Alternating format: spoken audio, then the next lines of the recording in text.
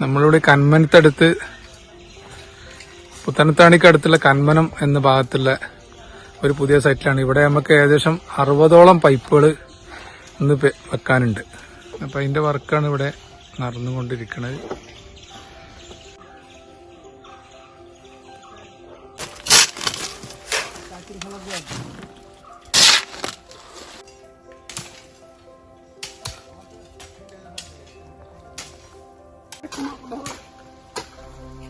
ഈ പൈപ്പുകളൊക്കെ കംപ്ലീറ്റ് വെക്കൽ കഴിഞ്ഞിട്ടുണ്ട്.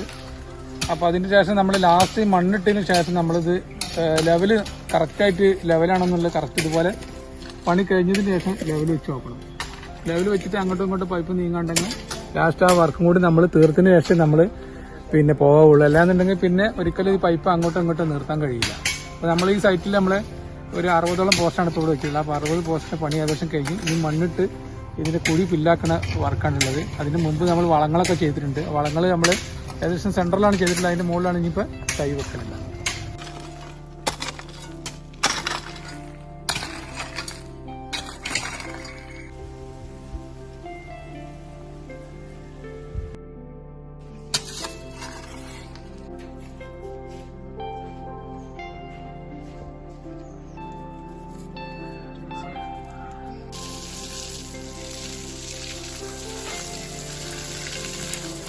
അപ്പോൾ സുഹൃത്തുക്കളെ, നമ്മളിന്നിവിടെ ഇപ്പോൾ പുതിയ ഒരു സൈറ്റിൽ വെക്കാൻ പോകുന്നത് നമ്മളിവിടെ പുത്തനത്താണിക്കടുത്ത് രണ്ടാലിലാണ്.